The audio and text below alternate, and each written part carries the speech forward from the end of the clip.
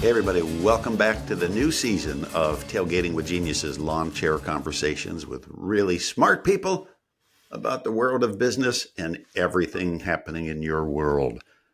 I'm Ken Schmidt, and I am joined as always, by my affable, lovable, very good-looking co-hosts, Mr. Martin Flaherty. Hey, man. And Mr. Lakan Bashua. Hey, Ken. Fellas, what's going on? You feeling good? Definitely. Yeah. The world's good. Well, the world's okay. I'm feeling good. The world's okay. And listener, please note that I'm the only one wearing TWG spirit wear today, TWG merch. Proud to be the only owner of said merch in the country, but there it is anyway. Hey, there's a lot of changes coming your way in the show this year that we're kind of excited about. We've listened to your input. The shows are going to be a little bit shorter to make it easier for you to hear on your commute back from the kids' carpool or whatever it is that you're coming from. We've got some incredible guests lined up for the season that I know you're going to love. Martin Flaherty, I should say just by introduction, for those who are not familiar, is my partner and co-founder of Torque Sessions. Torque Sessions is executive training that we do around the world, helping business leaders to make their businesses more competitive, make their customers, employees more loyal, have rock solid working cultures. We have lots of fun together traversing the world. And Lakan, for those who, there's probably somebody in America who doesn't know Lakan right now, is the director of Google Workspaces, and he's the smartest of the three of us. I'm sure you would concur with that, Mr. Flaherty. Oh, yeah.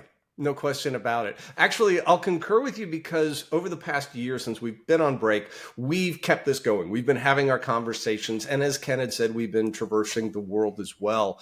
And one of the best parts about this year is we're going to be bringing in a collection of folks who are coming at this not from a North American perspective. We're going to be dealing with people who've launched brands, started companies over in the EU, over in Africa, various different countries therein, and folks in South America as well, because we've been traveling over there doing our work, but also getting just amazing perspectives. Ken and I were having a conversation about his recent trip to San Francisco and seeing buildings all throughout downtown boarded up, and articles about how real estate is being sold at pennies on the dollar. We've also been seeing these massive leadership shifts and changes taking place, various different turds in the punch bowl, various different stupid things being said, and cool, incredibly wonderful things happening. But then we are collectively confused and constantly calling each other up about AI. And who do we call? We call Lakan, because the changes we're seeing are blowing our minds, and we've got folks coming on to talk about AI with us and explain all of this as well. No, it's crazy what's going on. In tech in the last 20 years, I've not seen anything like it. The excitement, first of all, the rapid change. Like, you literally see something and you say, hey, here's the new rule. 2 weeks later, it's out the door. There's something else. It's amazing what's happening. And it's scary at the same time. It's disruption, it's innovation, and a lot of ethical questions all happening at the same time. We're looking forward to having broader discussions with lots of people who know a lot more about this topic than we do. But to me, the exciting part is we're all learning together. It's moving fast, and just hold on to your seats and have fun while it's going on, because a lot's happening. I love, especially when it comes to technology, how history seems to repeat itself. And the conversations 25, 30 years ago that you were having in boardrooms across the country, whereas you had all these employees, everybody's excited about this new business tool called the internet that we could all tap into. And the people who weren't really excited about it were the people running the businesses, the shall I say, the senior crowd. It's not so much that they were worried about it as a tool. They were worried that everybody else knew more about it than they do.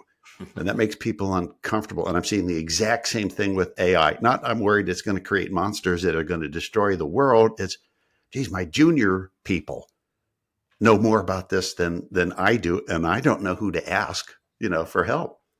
Well, Ken, I'll throw in another thing. We just saw an article popped up today where Dropbox, the service that all of us basically use, is going to go through a round of layoffs. It's always disappointing to read that a company's going to do layoffs.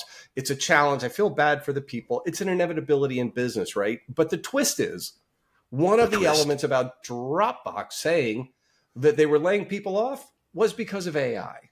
They needed to go ahead and restaff themselves getting ready for AI. So now we not only have this like potential, like, oh my God, it's going to come and take our jobs, but Sir, your pizza was late because of AI. AI. So it's just this dynamic where we want to get into the down and dirty of using the tool, its potential applications, and looking at you, Lakon. But then now we're seeing corporately it's being used as an excuse or part of a description on like why layoffs are taking place. So AI is going to be a primary part of discussion for us directly or inadvertently as we do the show and do our work going forward.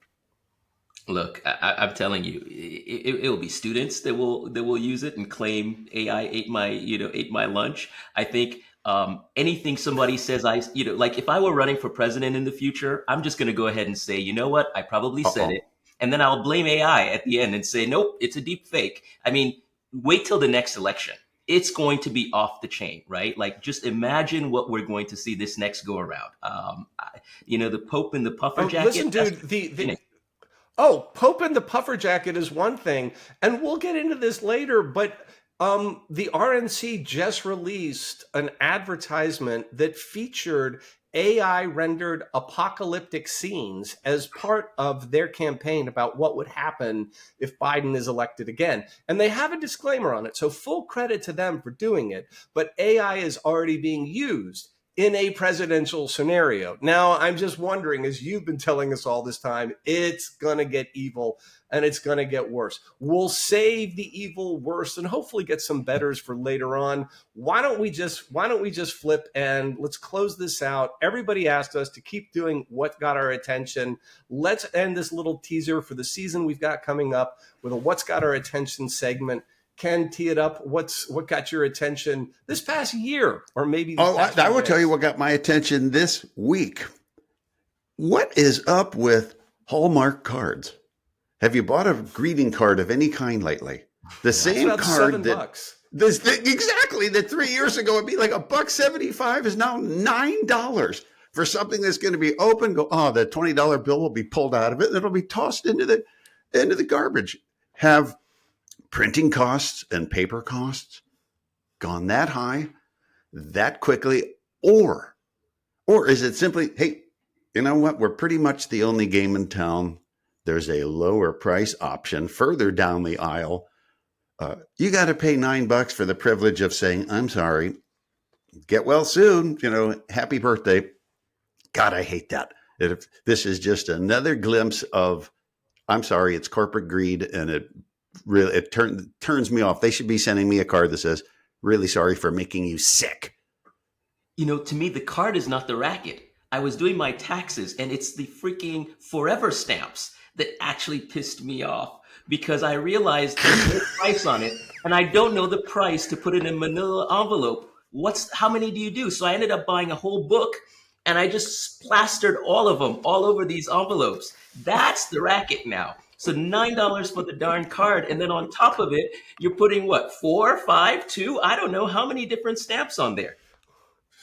So they're in this thing together, and what I do is and I know you're not supposed to do this. I'll put, if it's like a birthday gift for a niece or a nephew or something, I'll throw a little cash in there, and then I almost always get the retort of you're not supposed to send money. It's like, gee, nobody uses cash anymore. Like, old man. I'm like, well, thanks. Give it back then. Well, I do I feel like I can't contribute to this because I actually really love going to the post office, and I don't have a screed on this, but I feel like it's tailgating with guys pissed off about the postal service. We're off to a great start, fellas. This is really strong. Everyone's going to be dying for this show. All right. By the way, Ken, believe it or not, another reason to love Trader Joe's, buy your cards at Trader Joe's. They're $1.99. Oh my. Okay. Since you brought it up, Last summer, I'm at Trader Joe's, and I have to buy avocados. And there's another woman standing next to the avocados, and I've never bought avocados before because I'm not an avocado eater. So I kind of picked them up and I started squeezing it. And I said, "Can you, tell me which one of these should I buy? Like, what's a good one?" And she goes, "Well, that's a good one." I picked it up and started squeezing it in front of her, and I said, how long do these stay fresh?" And she threw everything down and stomped off because she thought I was trying to pick her up at the avocado stand.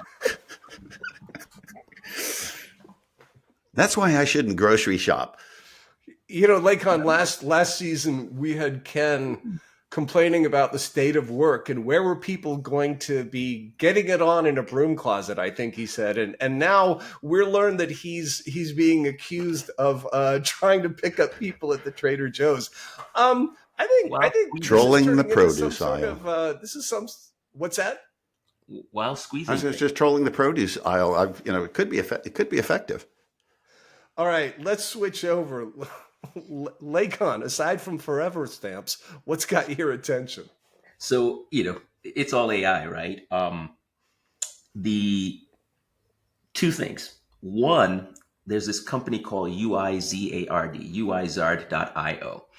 And what I love about it is it's democratizing the ability to build applications. So at least the UI side of building an application. So for the first time, and they have some competitors, but you go to this site and you say, okay, I want to build a clone of Facebook, and you type it in as a prompt, and it literally will create the boilerplate application for you. Here are all the screens you need. Here's your login screen. Here's what it would look like. And then you say, well, I kind of want Facebook meets Pinterest, and you tweak it, and then it redesigns it in front of you. And so in this sort of general theme around sort of democratizing intelligence and work, UIZard is leading in terms of UI development. And then the one that's really interesting to me is this company called AIHits.co. It literally just came out. But what they're doing is they're just an aggregator of the big trend, which is essentially cloning people's voices and then releasing songs. So you've seen the Drake one went out the other day. And it's all these collaborations between people. So for the first time, think about the catalog of like Biggie Smalls and Tupac doing a collaboration from the grave. And these things are amazing already. So imagine 5 years from now what we will be able to see. And so if you go to AIHits.co, you can literally start to watch all the ones. It's basically the charts for all the AI collaborations that are happening. It's a brave new world. It's exciting. It's fun. I love it. Wow. I think we're probably just going to need a music show on that one because there's so many places you could go with some really bizarre juxtapositions as well. I'm waiting for the Elmer Fudd collaboration with Lady Gaga. That would be a pretty strong one. All right. Well, for me, fellas, it was a bit of sad news, that there was a character actor and just sort of just a character that we lost a week ago, and that was the Australian comic by the name of Barry Humphries, better known as Dame Edna. And if you guys remember Dame Edna, sure, the last 20 years or so, 30 years if you lived over in somewhere in the British Commonwealth, you saw her quite a bit. It was just a marvelous character. The Brits used to call it female impersonator. I think today it'd be just viewed as drag, but just this very funny straight performer dressing up as this outrageous woman and just having a great time. It was sad to see Dame Edna died. I so loved the hilarity of it. It was great. But then you just look at this little Susan, this little extra, this little, I know, this wow, special thing. And so from beyond the grave, Dame Edna had one last joke, and it was an obituary that she was able to get produced, and it was pushed out in the Daily Telegraph, and I'm going to read it right now. Barry Humphries was an unknown and aspiring actor and would-be comedian when I first met him in the early 1950s. It is true that he put me on stage for the first time in December 1955, but it was in order to belittle me and get a cheap laugh at my expense and ridicule the great Australian way of life. How the tables were turned. I became the star, and he merely a footnote to my spectacular career. His tragedy was his desire to be an artist, and we know what happens when failed artists Hitler, for example. They either become interior decorators or mass murderers. Barry was spared this fate. He became rich due to my efforts and signed me up to a contract that bound me for life. He had a lovely family, and my heart goes out to them as well as to his unfortunate wives and numerous stage-struck research assistants. If these words seem uncharitable in the context of an obituary, I am fortunate that the Daily Telegraph, unsurprisingly, was eager to publish them. Folks, And there, that is going out just in your character, staying on brand. we should all be so lucky. All be so lucky. So nailing the landing. Wrapping up the show, this is just the teaser show, folks. We are coming back with full episodes, a wide array of people. Thank you so much for listening. Thanks, everybody, for the help in getting this show up live and out there. Kate Hickson of Hickson Design, Devin Davis, the musician out of Chicago whose music is playing in the background. We want to thank all of you. Find us on the socials. We are back. We're going to send an email out to a bunch of the folks who have asked us to keep them abreast of things. Expect to see that soon. And that's it for me. I'm Martin Flaherty. That's Ken Schmidt, Lakon Basho as well. We will see you all in a week. Bye. Thanks, everybody.